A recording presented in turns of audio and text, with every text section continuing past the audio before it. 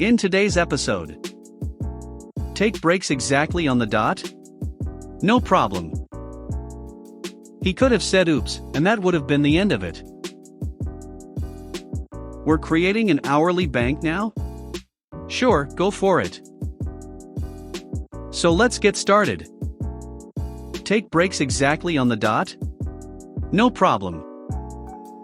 Context: back then when I was in high school, I was working at a crepe place in a food court. My boss, Tammy, is a Chinese lady. I'm Chinese too. Chinese people always like to bend the rules a bit.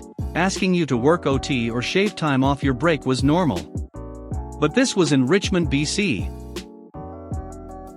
I was always working 8-hour shifts after school, and because it was a small storefront, there were two other people besides me, Kevin and manager. Kevin was my friend since elementary, and the manager was a really chill dude. It was 6:50 p.m., the store was busy as hell. We had a long line of customers, and all three of us were working our ass off. Tammy was at home, churning out crepes. Soon it was 7, and it was my time for my 30 minutes unpaid break. Kevin was supposed to get his at 7:30 p.m. But the line was super long, and I thought it would be a D***ck move to leave my coworkers there while I eat my lunch, or dinner, same difference. Eventually, I went on break at 7:15-ish, and I was going to take my long 30 minutes unpaid break. At 7:30 Kevin went on break and a few customers came to order food. My manager handled it no problem. Then Tammy calls me during my break and says she saw me through the security camera, that I was taking a longer break, which I wasn't, and demanded that I go back even when I was only halfway through my break. Of course I protested and told her the situation. She said, "You have so many problems, just go back to work. Just take your break at the time you were supposed to, not a minute early and not a minute late. You don't need a 30-minute break, go back to work now." Rough Chinese to English translation, and this is the part where Chinese people try to bend the rules. I told her my phone's connection was bad and that I couldn't hear the last part she was saying and asked if she could text it to me. Sure enough, she did. A few days later, I was on a shift working with her fiancé, a Korean gentleman that didn't speak English that well. He mostly just worked in the back, making batter and stuff for the crepes, albeit at a very slow pace cause he knows he's not gonna get fired. PS, isn't this a conflict of interest? Kevin had volleyball tournaments, so he called in sick ahead of time, and Tammy didn't bother to call in someone else to man the store. My break was at 7 as well, and American Samoa expected a huge line formed in front of the store. I took off my apron and went to get food. I purposely sat in front of the store, within view of the security camera, and started chowing down. Tammy called me and it went as follows. "Tammy, go back to work. It is so busy." Me, "I'm on my break." Tammy, "You already rested, now it's time to go back to work. It's 7:13, I just sat down with the food that I ordered." Me, "No, last time you told me to go on my break on the dot." Tammy, "Don't you see that he is working all by himself? Don't you have any sympathy?" Me, "Last time I worked my ass off and you forced me to eat only half of my lunch and told me to work 15 minutes unpaid. You didn't have any sympathy at that time. Plus, it's not like you are going to fire him anyway. If you will excuse me, I am going to finish eating my food before it gets cold. Bye." I hung up and Tammy started bombarding my phone. I ignored it and I ate until 7:29, after which I put on my apron, which took 30 seconds tops, and was behind the counter before 7:30. She texted me afterwards and told me that she would be docking my pay for an additional 30 minutes because I didn't help out during the break. I took a screenshot of that conversation and sent it right back to her along with the previous screenshot I took of our conversation where she told me to work during my break. I told her she can dock my pay all she wants, but I'll send this to the Ministry of Labor along with a letter telling them that she hired her fiancé. She fired me the next shift because I wore a graphic tee under my apron. She told me it was unsightly because my graphic tee had a depiction of a slice of pizza that negatively impacted the reputation of the store. I didn't send anything to the Ministry of Labor, but I made sure everyone I knew knows that Tammy is in fact a Karen. He could have said oops, and that would have been the end of it. This happened a few years ago. Some friends of my family visited the US from abroad. The father was an amateur photographer and posted their travels on social media. One of their stops was a hike somewhere in, I think, Utah. There was a picture of his wife laying across the railroad tracks in some sort of pose. Now, trespassing on railroad tracks is illegal, yes, you can cross of course, but lingering or playing on the tracks is definitely a no-no. Being in the rail industry, I know a couple of drivers, engineers, who have been unfortunate enough to do irreparable damage to inattentive or deliberate trespassers. /1. Trains cannot stop on a sixpence or steer out of the way. So I said something along the lines of, hey, nice photo, but please don't do it on railroad tracks, and thought that would be the end of it. Silly me.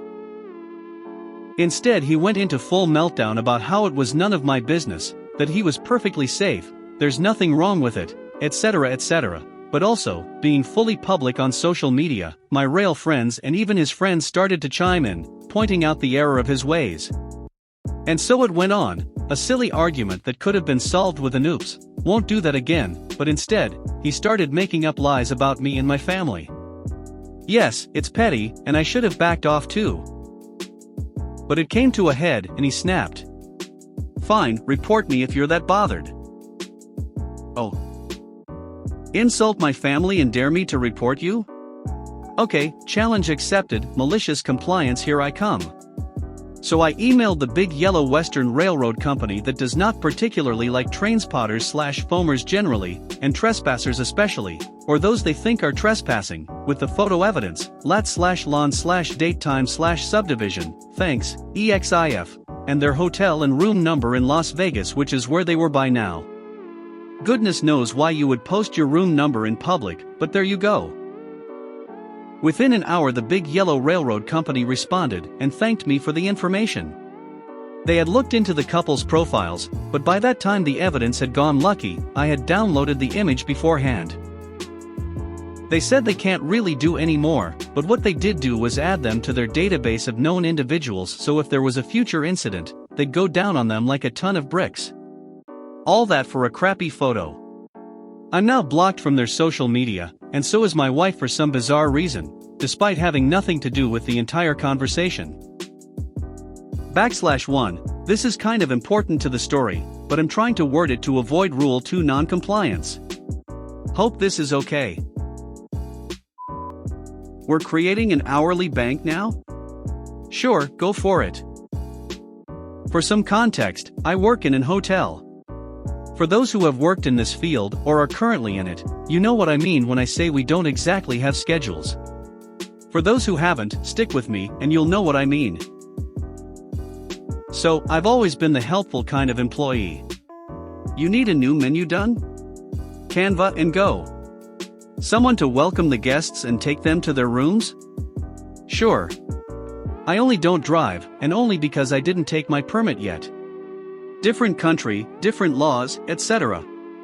So, even though I am a receptionist, I do pretty much anything that needs to be done. Even though it's a small hotel, not even 30 rooms, helping with everything and still caring for you position do take a lot of time, which means I usually stay overtime. And also, if a co-worker feels sick, they also know I'm the one to call, happened before. So, the day before yesterday, our chef suggested me and my morning co-worker leave, because the afternoon receptionists had arrived already, so we could keep social distancing and limit the amount of people doing nothing. She said she had already talked to the boss, and he had allowed it, so we left. The next morning, yesterday, we started reading the previous messages to catch up, and caught this exact chef telling our boss that she had released us early so we would owe them our credit. The thing is, there has never been such a thing in there, since the afternoon co-worker, and I usually stay past our time, or come up early because some other employees do not respect their schedule. Also, I always show up when needed, and am always available through text messages to clarify and help with whatever situations happen. So yesterday afternoon she started the same conversation, texting us and suggesting we left early so there wouldn't be too many people in there. My colleague agreed. I simply didn't. I said I was saving my hour credits for when I actually needed them, and, since she is not the boss, she can't actually force me to leave, so she didn't. But she also hates when people disobey her, and my coworker said, I was taking my break when it happened, she was screeching, madder than he's ever seen her. And I still stayed until 3:30 p.m. I usually leave at 4 p.m., and only left half an hour early because I was bored and my boyfriend suggested we meet, and, since his schedule is also chaos, I wouldn't let the chance slip. And I'll keep doing that. You want me to leave early so I owe hour credit? No thank you, I'd rather stay and find something useful to do because, I lieu of being here, it contains sarcasm. If you made it to the end of the video, thanks for watching. Don't forget to like, subscribe and share, and we will see you in the next video.